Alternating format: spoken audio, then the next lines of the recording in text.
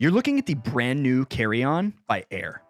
Ever since AER hit the scene in 2014, they've set an incredibly high bar with their backpacks, slings, and other thoughtful carry companions. Now, they're making their first foray into the competitive world of suitcases. And the big question is, can they deliver? Let's find out. Hey guys, Nick here from Away Together. My family and I just returned from 2 weeks in Belgium and the Netherlands, and we brought this bag with us to put it to the test. And so in today's video, I'm gonna walk you through this bag, cover all the basics like measurements and weight, and then we'll dive into some of the more unique features. Finally, I'll give you my honest, unbiased thoughts after 2 full weeks of use, and let me tell you, we put this thing through the ringer. Just a heads up, AER did not sponsor this video, and they have no idea what I'm about to tell you. They did send us these bags for free because I guess we're luggage reviewers now. Let's start with the external part of the bag and get some of the measurements and specs out of the way. First up, dimensions. This bag measures at 22.7 inches by 15 inches by 9 inches. We'll put the centimeters on the screen as well. And they've marketed this bag as fits in bag sizers and overhead bins on all major US airlines. But for a bag called the Carry On, this bag is big. Domestic carry-on standard is 22 inches by 14 inches by 9 inches, and more like 21 inches or less for international. So the sizing on this thing is already a bit puzzling to me. I'd say it's meant to go more head-to-head with something like the Monos Carry-On Plus or the Away Bigger Carry-On. When it comes to weight, unpacked, this bag weighs a whopping 8.4 pounds, so not a lightweight bag by any means. Let's look at some of the external features. This bag is constructed from a super durable Macrolon polycarbonate hardshell exterior that looks and feels amazing. Aesthetically, I love it. It's beautiful. I love the way the frame tapers and how those ridges catch the light. It definitely has a unique look about it. It comes in 5 striking colorways, and we're currently looking at black, fog white, and pale mauve. The bag features 360-degree spinning Hinomoto wheels. First new bag in a while that I've seen to feature Hinomoto wheels, and let me tell you, they are so smooth. So quiet too. They handle cobblestones like a champ. This bag also features my new favorite luggage feature. You can lock the wheels.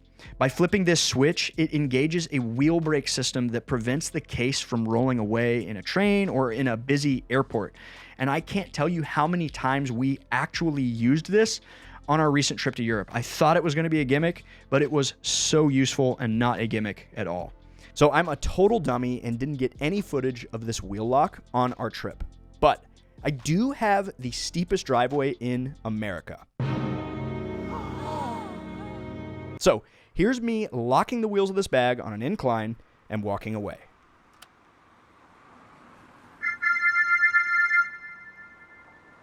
The telescoping handle is ultra sturdy, and it features a triangular design for stability. It's not too dissimilar from Monos's. Monos's isn't a triangle. Theirs are just set at an angle. I wouldn't say these feel any stronger, honestly, but I did notice the handle never got stuck or had any issues extending or retracting. The top and side handles are sturdy, and they feature a patent-pending integrated attachment point. I assume that attachment point is mostly for the leather luggage tag that comes with the bag, but you could hook other things here too. Tell me this, guys, does anyone use luggage tags? I feel like they've gone out of their way to call out this free luggage tag feature, and it's just not a big deal to me. The AER Carry On also has puncture-resistant, double-layered YKK zippers that are supposed to be 3 times stronger and more secure than other luggage zippers with an integrated TSA combo lock. Okay, let's open it up.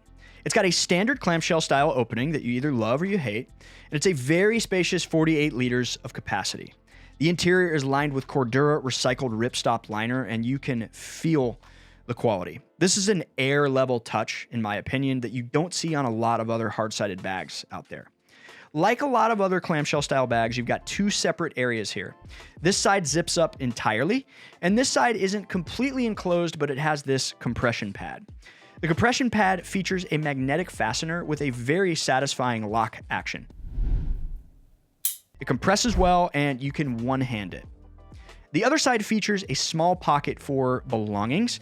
Allie kept some of her jewelry in here, but inside that pocket, there's an even smaller hidden built-in pocket for an AirTag, and I love that. It's like pocket inception. The only thing we haven't talked about is price.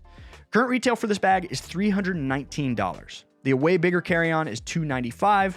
Monos is $275. July is $275. So it's in that ballpark or a bit north of it. It's not as much as Nomadic's $400 suitcase, but it's a serious investment. Okay, so what are my honest thoughts on this bag? Well, after 2 weeks of use and actually putting this to the test on a trip to Europe, here's what I can tell you. The wheels are noticeably smoother than most other cases we reviewed on this channel. Smoother than the Monos, I think. Level 8 might be a contender. The Nomadic uses Hinomoto wheels as well, so I'd of course mention them. The wheel lock was way more useful than expected. All bags should have this feature now. We used it constantly on moving trains. It's amazing and a 10 out of 10, 11 out of 10 innovation. Everything about this bag feels premium. Everything. The attention to detail is amazing. My one beef with this bag, if they're calling this their carry-on, is the size and the weight. It's technically larger than domestic carry-on size requirements and way too large for true international carry-on travel, if you're going to play by the rules. Now, I tell you guys the rules. I'm personally a person who's kind of comfortable skirting the line, if you know what I mean. We traveled full-time for 6 months with the Monos Carry-On Plus, the bigger one, and only ran into issues like once or twice out of 35 flights where our bag was technically too big for all of them. Do with that what you want. What I can say is it fit in the luggage sizer and no one ever questioned us bringing it with us. The bag is heavy too. It's 8.4 pounds, which is a full pound heavier than the Monos. So if weight restrictions are a concern, this bag could cause some problems. If weight is not a factor for you, I think it seriously deserves a look because it is a high quality piece of luggage.